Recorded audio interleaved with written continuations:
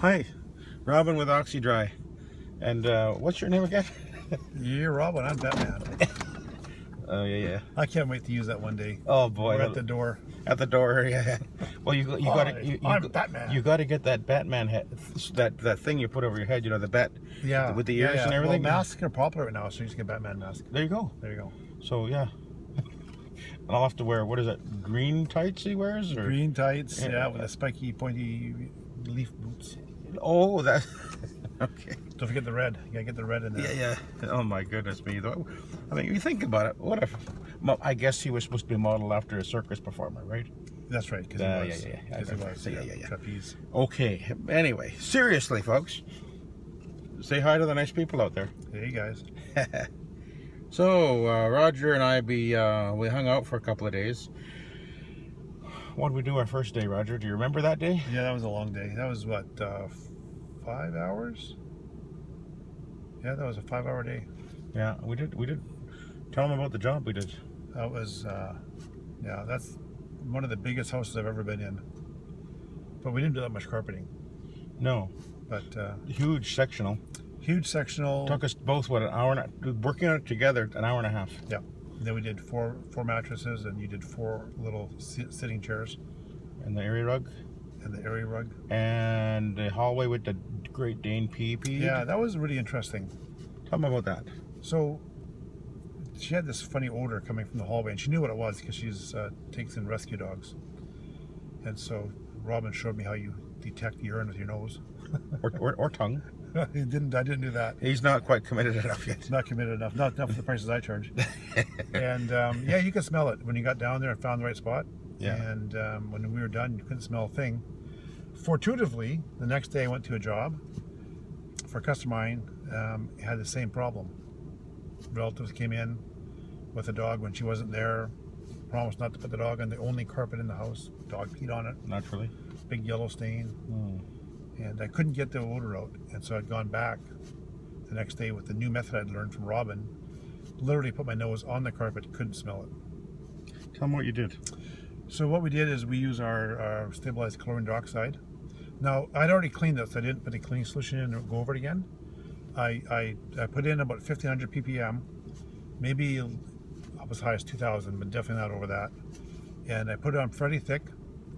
And so I saturated the spot? Yeah, I brought in my extraction machine. I talked to her for about 20 minutes about life and stuff, and give it a little bit of time to work. And then I actually have one of those water claws. I use that. I could have used the upholstery tool. I brought that as well, just to remove it. And the water claw is nice because you can see the moisture coming up. And when I'd first sprayed it, I could smell a bit of the off-gassing because it got wet. But when I'd extracted it, I literally stuck my nose on the wet carpet, couldn't smell it because I wanted to make her to be really happy. And yeah, so I was really, really happy with that, learning that. I'll tell you something about the big job that we did, where we did where the Great Dane had peed in the carpet. Now, when I got home after the job and I took everything out and cleaned everything up, I took the tank of the recovery, my little extractor there, and opened it up to clean it out and everything. I stuck my nose in there, and this is an indication of how well this stuff works. I mean, there was, you'd sucked up the excess water out. I mean, an hour or two later, because that's how long we left it. Yeah, we left a long time, which is nice if you can do it longer, I think. But when I stuck my nose in that tank, you could smell nothing. There was absolutely no odor of anything at all. Didn't smell like pee-pee. It didn't smell like chlorine either. It just absence of odor. I wonder if you could put that in the waste tanks then. When I was truck mounting, I used to every once in a while fill up the recovery tank and drain it out. Yeah, because it gets a bit of an ongoing odor. Yes. And I would put in what was I using? I had some sort of I've tried every odor pet stain remover product on the market, at least 10 or 15 of them over the years, and so I'd put some of that in, and I guess it would help, but I think this would actually work better. Probably, especially at the concentrations that we're able to get it at. Yeah. From Beckert. Yeah. So that was what we did on Wednesday. Tuesday or Wednesday? Wednesday. Okay, yeah, that's right. So and that took we were rolling out of there around 2 o'clock or so. Yep. It's almost exactly 5 hours.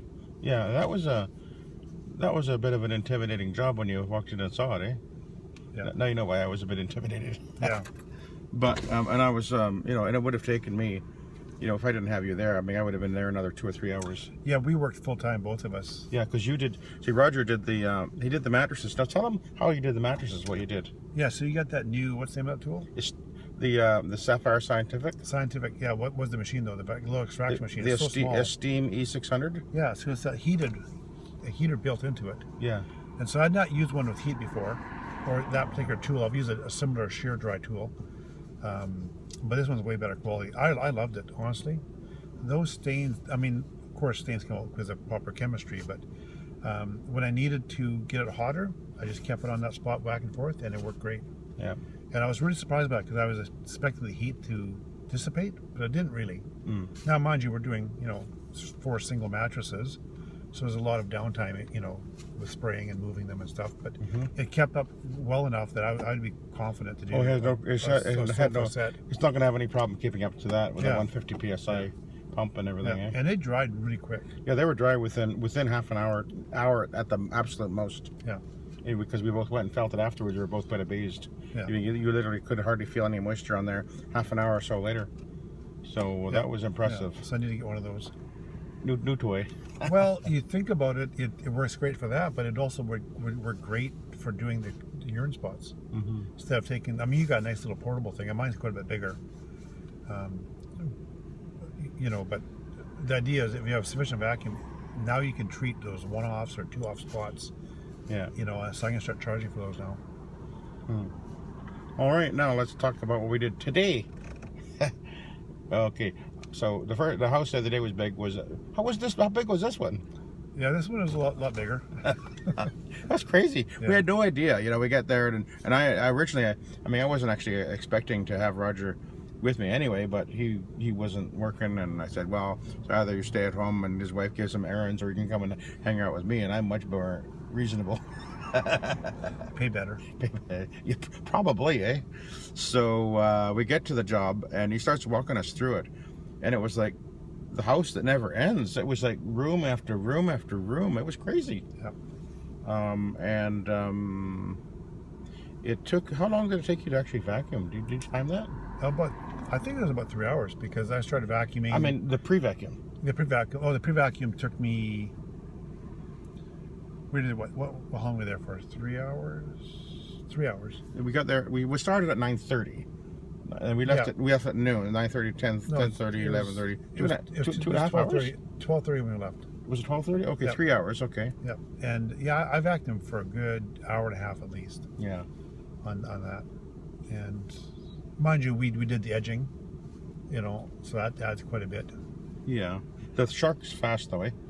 Yeah, that's why I switched over. Yeah, it's fast. Just way easier. Yeah. But it cleaned up really well. We did the double step in the living room upstairs, which I didn't show in the video, which I did. But that carpet upstairs really didn't look very good. It had been cleaned by somebody with a CRB had cleaned it with a power wash machine. No, a multi-wash. Multi-wash, yeah. Like a roto wash or multi-wash or whatever. And they had obviously used 2 stiff bristles, and you could see the carpet had been pretty much tip bloomed all over the place. It was really not looking too happy. But in the end, it looked really good when we were done with it. He was very happy with how it looked. Both him and his wife commented on it. Yeah, they both said, they really liked it.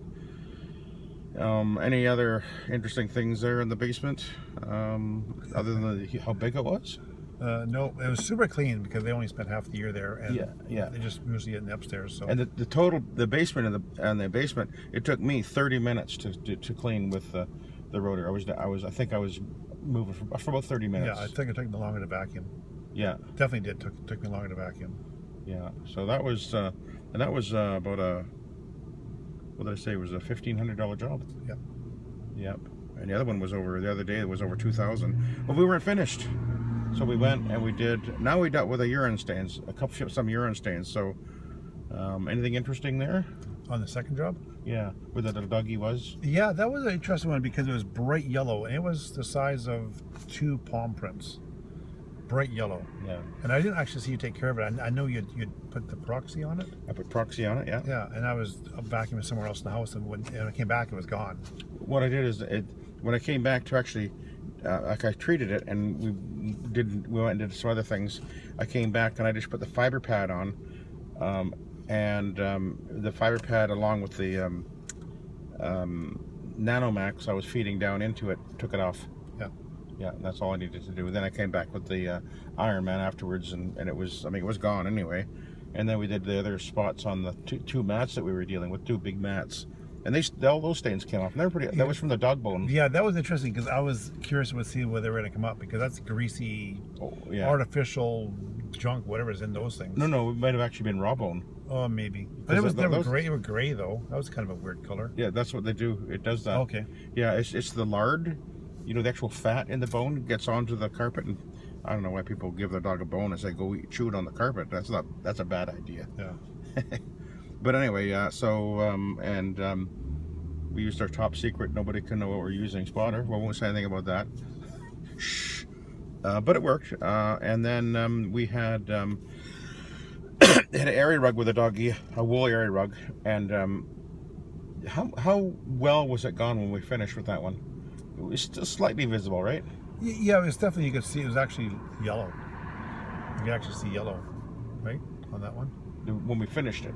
No, oh, sorry, when you finished it. And there's still a tinge of yellow. Just a tinge. Yeah. But I think it would have yet faded some more. Now what I did is I put now this is a wool area rug, so I can't put the proxy on it. Yeah. So what I did is I put some citric acid, and I used that. And then I went to the Haitian on it, and it mostly disappeared. And I was very careful not to agitate the spot. I didn't want to fray the wool yarn and make it look more obvious and whatever. So it was almost all gone when we finished, and anyway, that was a pretty straightforward job. And then we just finished another job. We got almost 4 o'clock now, and this was an empty, and this was just an empty rental suite, but the carpet was actually in really good shape. Yeah. How long did that one? That was a living room, a hallway, and 2 bedrooms, basically. Yeah, 30 minutes. 30 minutes? Yeah. So, pretty easy. Yeah. Yeah, there was nothing wrong with it. There was no wear patterns, other than the fact where the carpet was worn out. There was one spot where someone had rubbed it or something, yeah. Yeah, it was almost down to almost bare, like the carpet was gone. Yeah. She wanted to know if we could fix that. I thought that'd be pretty funny. We can't fix that. That's Sorry. like talking to a bald guy and saying, hey, we can, fix that bald spot in your head, but you can't. Oh. What do you mean? Elton John's got hair. Boy. I wonder if it's real. No, probably not. It's probably real, but not his. Or that is just nylon fibers. Just stuck it in his skull. So Roger, here we are. When's the last time we did an interview? It was a few months ago, right? Yeah. And here we are. We're now at March. I think. Was it beginning of winter that I talked to you?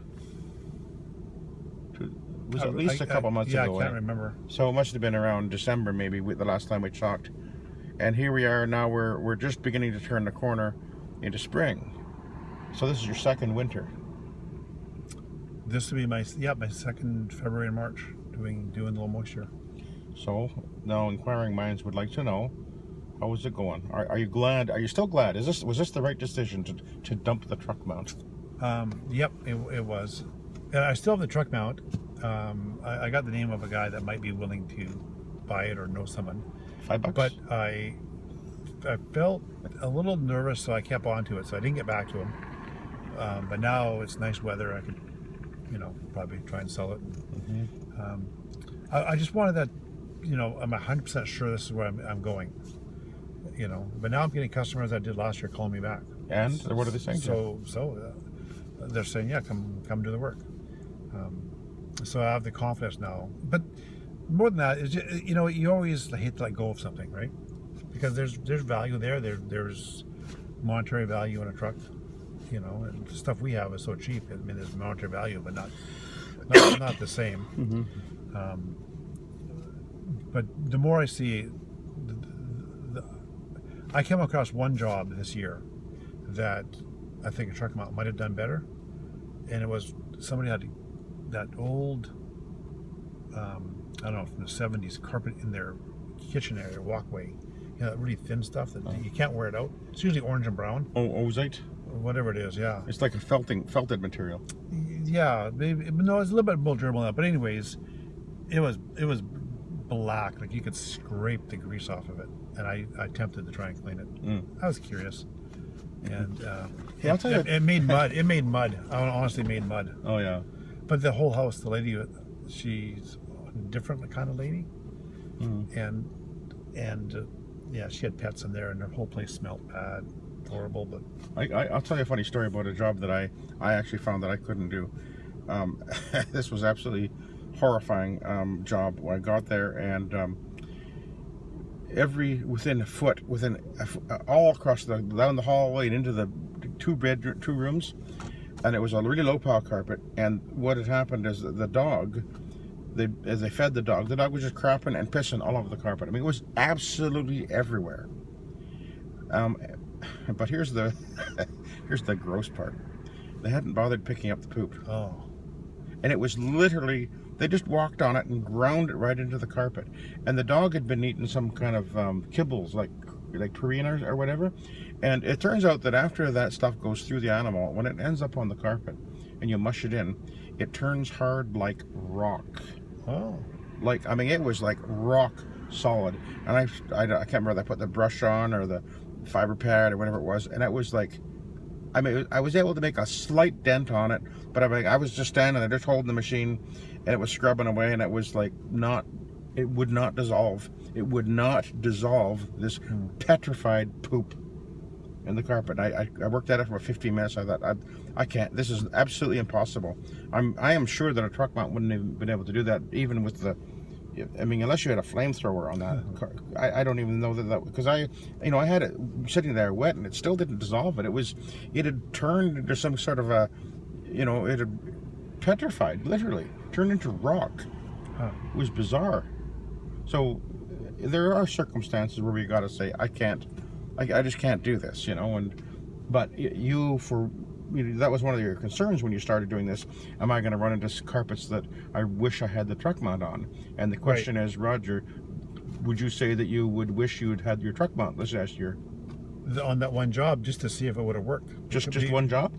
Yeah. Well, I haven't done a lot of jobs this year, but in the last year, there may have been one or two jobs, but that's because I didn't know what I know now. So now, like I would say, if there's a job that I don't think I could clean it, I would just say I can't clean that. You think what do you think the chances of that happening are? Maybe 1 in 500 or something. I mean, people don't really mistreat their carpets that bad. Not bad, if it's that bad, there's people that are burn kind of dementia or onset of that kind of thing, or they're just renters that are horrible. And I still see some pretty nasty, stuff out there. But mostly it's wear areas, and this method works so well on them. It really does. So. Now, you had recently done your books. Yep, got the books back. And? Turns out I made within $1,000 the same amount I made last year, or the previous year with the truck mount. But I took home about $15,000 more. A lot of that had to do with the saving the fuel alone. That's what the bookkeeper said. She said, "Oh man, you save so much money on fuel." But also chemical cost. But I know I did fewer jobs. I didn't actually sit down and count them. So you did less jobs, earned more money. Yeah. And it cost you less money to make the money. Yeah. So that's the gut feeling. I didn't actually physically count them. Because remember you told me when I first met you, look at last year, count all the jobs from your book, divide that by how much you made. That's how much your to-the-door cost is. Yeah. And I was shocked by that number. Yeah. And that's when I raised my price right away. And no one complained. No one complained at all. Has anyone been complaining about your pricing this last year? No, but I have lost a couple jobs this year already. And I don't feel bad about that. Have you gained jobs, you think, that you wouldn't have gotten, maybe? No, I don't. Anybody say I'm looking for something other than steam? No one's saying that where I live, no. I am going to say, like I said, getting repeat customers.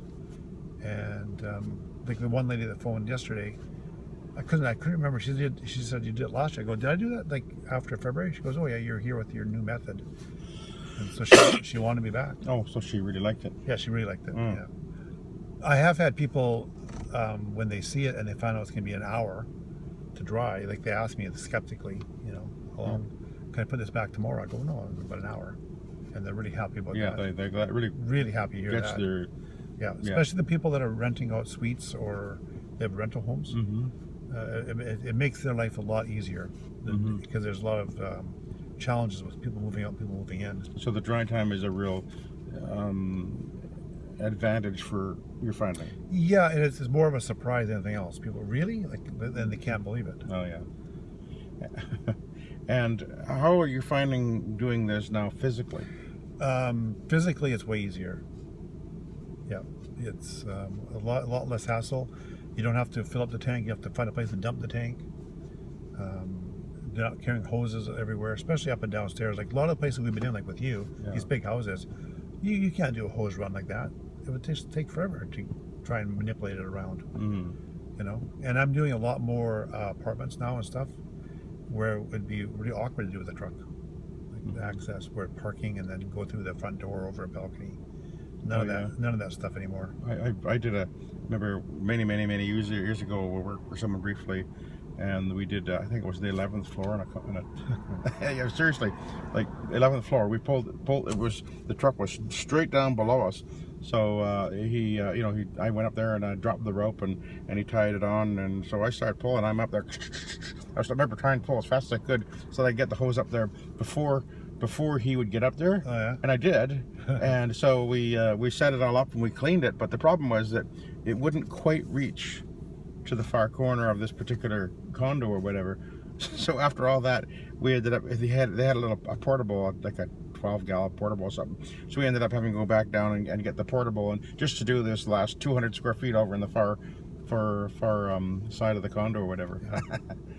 But I tell you, when you go to drop the hose, you actually need to tie it on and drop it with the rope.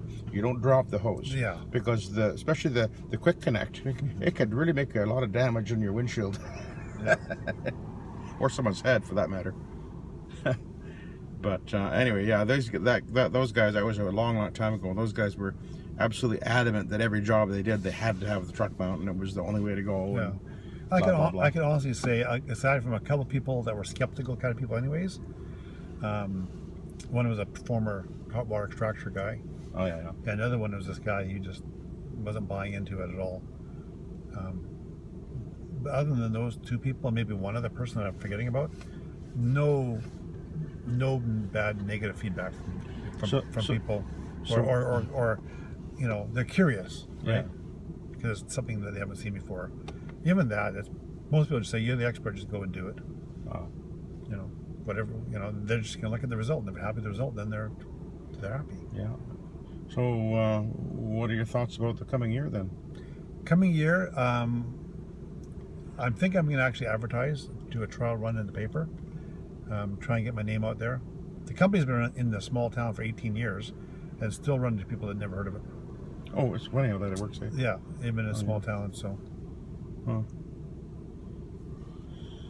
So you're looking, are you busy the next little while? Not too busy? No. Roger, that's why I want to put the ad out and see what kind of response I get. What's the population in your area? Probably 30,000. Of in the town and surrounding areas? In a half hour each way. Yeah. And maybe a bit more. How many carpet cleaners are? One other or two other? Or? There's two other in town. One of them, the guy quit over the winter because of COVID. They weren't getting enough work. So I don't know what he's doing. I'm not sure what they're going to do. They're an older couple that own the company. Oh. And he's been around for at least 4 years because I met him when I first got to business. Oh yeah. And the other lady, she shut down for COVID. Oh. Yeah, I was shocked. I got people phoning me and saying, I usually use these guys, but I phoned them. They're saying that they're not working during COVID. Oh, interesting. Yeah. I've been busy all the way through. Yeah. What do you know? Yeah. The people are always asking me if are you open? And it's like, well, the website says I am, so that's where they find me, right? All right. Well, anything else do you want to say? And words of wisdom? The carpet cleaners are listening to your every word. Words of wisdom. If you're not getting results, keep trying. Keep watching the forums. Ask questions of people that are making it work. Because there is definitely a learning curve. Like even today, last 2 days learning about the urine. Learned a couple things in the last couple days. Yeah, a couple things that are game changers. To be Yeah. able to, with confidence, say I can get that smell out guaranteed. Yeah. Before their eyes. Yeah. And then you can charge more. Yeah. Oh yeah, charging, hey? Yeah, because I haven't been charging. I've just been doing it as part of my service, but no more. Because other people can't do it. Like I can never do it with a truck now. Like I say, well, sometimes it works, sometimes it toesn't. I'm going to try this product, hey, because I tried different stuff and never really had great success that way. It's interesting. One of the customers, somebody I was talking to the other day, was saying they were saying that. Oh, she told me that one of the reasons she called us is because when she talked to my wife on the phone, she talked about urine smell and staining and everything, and Linda said we usually are successful at getting out the stains and the smell, but we won't absolutely guarantee it. But so in other words, she assures them that we can almost certainly do it, but she's not going to mislead them and say, oh yeah, no problem, it's a piece of cake or whatever. And what's interesting though is that apparently, according to the customer, what the other carpet cleaners were saying on the phone, nope, we can't get out the urine stain, nope, you're done, we can't do a thing about that. And I just find that amazing, but because there is abilities to do this, and here we are using low moisture, and we're able to do it no problem. Yeah. Although technically we aren't doing low moisture on the urine stain. Right, you have to saturate it. Well, not always, not always. But you gotta get it fully wet. Not in every case, but the thing is that we have different ways of dealing with it. Basically, it's ClO2, and how you use it is very simple and easy. Like when we did the first day, we did that hallway. To tell them exactly what I did. Yeah, you put down way more than you normally do for a solution. I put the brush on. You put the I put the solution in the tank at 2,000 parts per million, and I said to you, I'm going to use about 2 gallons. Remember that? You were shocked. Yeah, for that small hallway. It was like 20-foot long hallway, and then around the corner into the theater room, which I didn't have to saturate because there's no PP in there. But in the hall, I used up probably about 1.5 gallons in about 20 foot of hallway. I just pulled the valve on full bore and just let her rip. I just went back and forth and just basically poured it and I worked it right into the carpet and into the backing with the brush. And then I just left it there. And then we went and we started doing furniture cleaning. We came back, and about an hour or more later, right? Yeah. And extracted it, and it was done. Town and Country Carpet Care. Can I just put you hold for a second? Yep. Thank you. All right. Roger's got to he's got to book a big job, right, Roger? Yep. Okay. We'll let you go. Okay. Till next time.